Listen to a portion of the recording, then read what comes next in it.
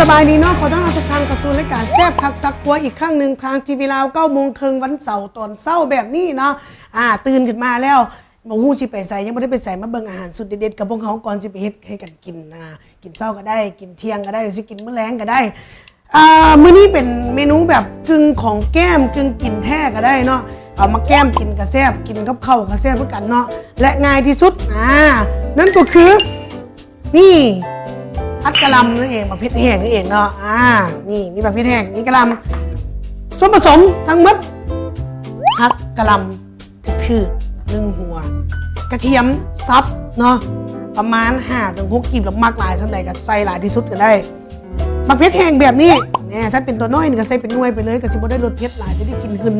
กินหอมของบักเผ็ดนั่นเองเนาะแต่ว่าถ้าว่าไผที่ว่ามักอยากได้รสเผ็ดกับบักเผ็ดที่มันใหญ่กันนี่ก็ซับเนาะผ่าเครื่องเม็ดบักเผ็ดมันแตกมาได้เลย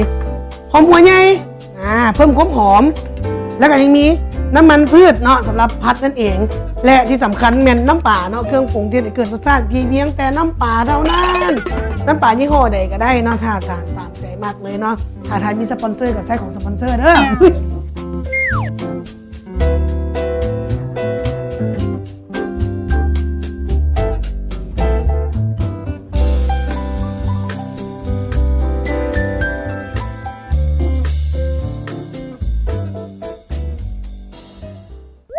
ง่ายๆเลยเนาะ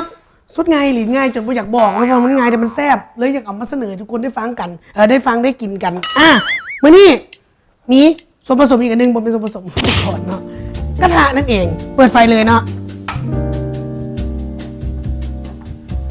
ไฟแห้งเลยรถเขาจะมาพัดกันหลังจากนั้นเอาน้ำมันสำหรับพัดลงไปเนาะให้หลายพอๆกับก้นหม้อแหละขนาดของก้นหม้อมันแป๊บเต็มให้มันห้อนน้อยนึง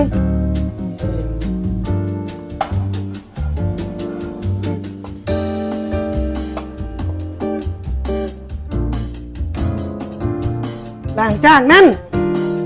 กระเทียมซักเป็นคนมากระเทียมหลายก็สิใส่หลาย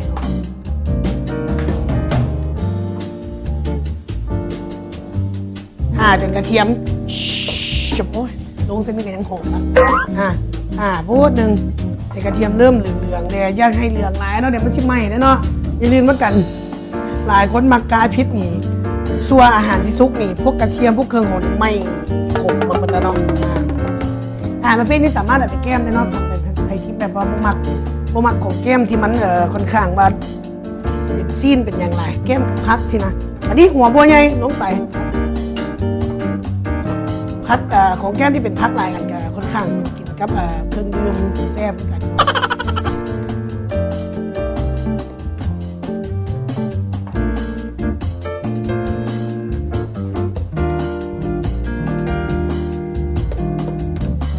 หอมบัวจะเพิ่มกลิ่นหอม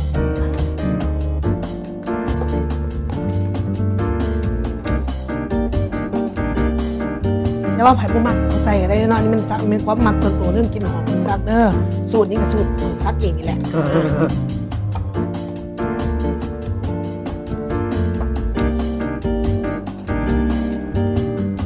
นี่กินหอมแล้วหัวบัวเริ่มสิอ่อนๆแล้ว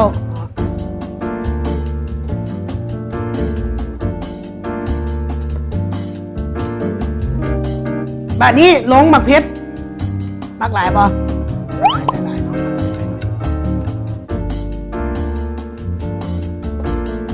จริงๆก็เป็นสีสันไปพร้อมเลยเนาะนอกจากสีให้กินเผ็ดกินหอมแบบเผ็ดแล้วได้สีสันพร้อมเขียวแดงตัดกันจะได้สวยงามเจียวไปเรื่อยๆเนาะจนแบบเผ็ดนั่นมีกลิ่นของกินมาละย่านจามเลย ปกติมันจะต้องจามกันได้หนึ่งเลยนี่นะ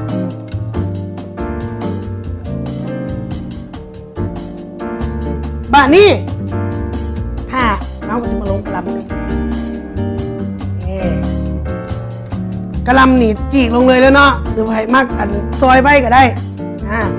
เอาเป็นซอยซะไหมซอยเบิ่งซะ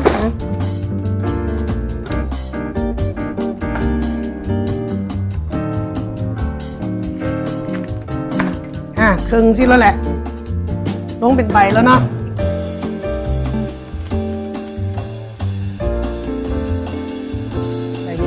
เจ้า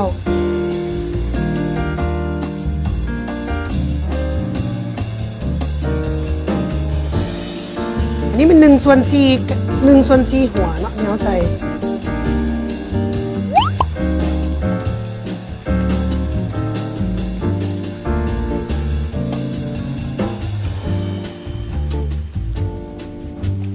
ผัดให้เบิ่งกะหล่ำนั้นเริ่มอ่อนลงน้อยหนึ่งเนาะแล้วก็ผัดไปเรื่อยๆ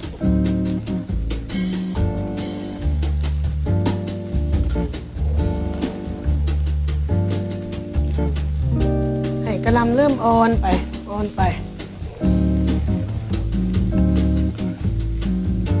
ถ้าถามว่าใส่กับผักประเภทอื่นได้บ่ก็ได้เนาะกว่าผักธรรมดานี่แหละเพียงแต่ว่ามันเป็นเขาสิใส่กันน้ำปลาเป็นตัวปรุงบ่ได้ใส่น้ำมันหอยบ่ได้ใส่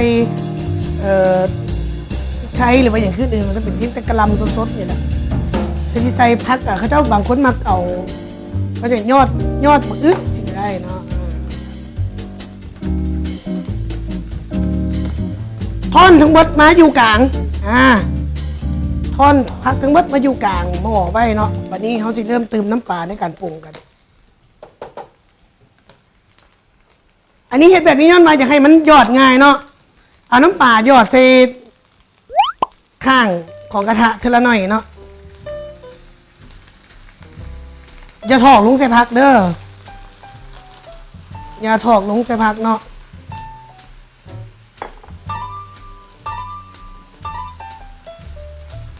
ปลายมัน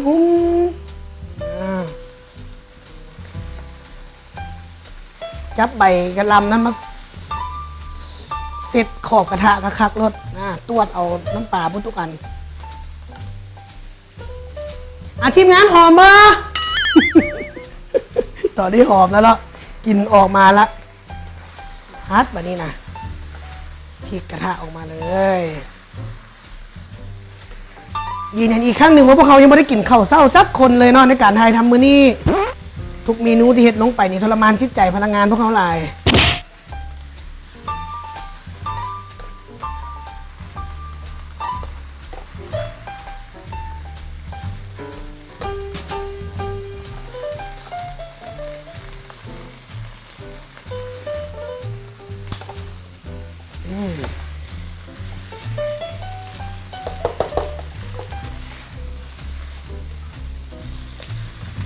เรียบร้อยหม้อไฟแบบนี้นะเตรียมตักขึ้นกินได้เลยเนาะ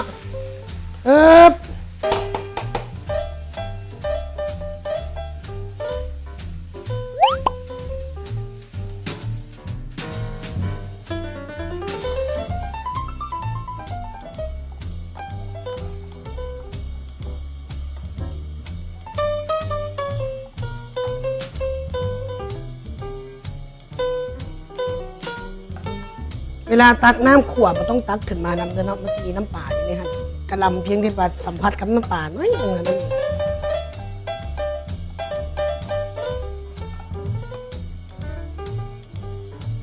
แล้วทานผสมตอนนี้กระลำพัดบักเพชรแห้งของพวกเขานี่แหละเนาะออกมาแล้วสีสันสวยงามเนาะแล้วก็เตรียมพร้อมเสร็จพวกเขาได้ซิมกันจักหน่อยเดี๋ยวมาลองซิมกันลงว่าสูตรนี้กินกับข้าวมากินกับเครื่องดื่มจะเป็นยังไงเนาะเดี๋ยวมาชิมกัน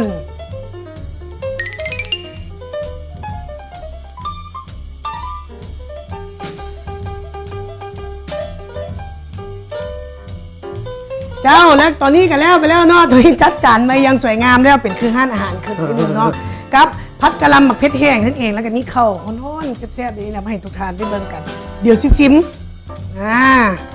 ต้องบอกว่าแซ่บอะไรเนาะเพราะว่าตัวเองเฮ็ดนะ10 ปีดีเป็นใหญ่เนาะเขาบอกว่าแซ่บเขาต้องกระบอกเฮ็ดอะไรอ้าวลองมึง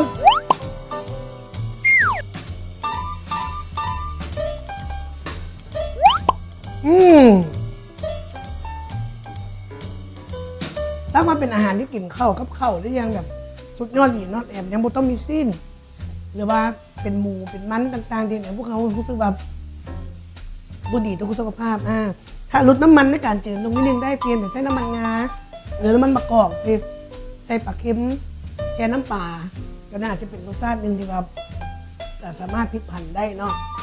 อยากให้ทุกคนได้ไปลองเฮ็ดกันแล้วกันเนาะกับเมนูนี่ กะหล่ำพัดหมักพริกแห้งเนาะหรือว่าพัดน้ำปลานี่เองง่ายๆกินแซ่บกินง่ายแบบนี้กับซักแซ่บผักซักครัวติดตามพวกเราได้เนาะอยู่ที่ Facebook Fanpage เด้อแซ่บผักซักครัวเนาะและทุกๆวันเสาร์เวลา9 โมงครึ่งตอนเช้าอยู่ที่ทีวีลาวและรีรันอีกทีหนึ่งวันอาทิตย์มุ้งเดียวกันมื้อนี้แซ่บผักซักครัวต้องขอกล่าวคำว่าสบายดีเนาะอาทิตย์หน้าง่ายกว่านี้อีกเรามาเจอกัน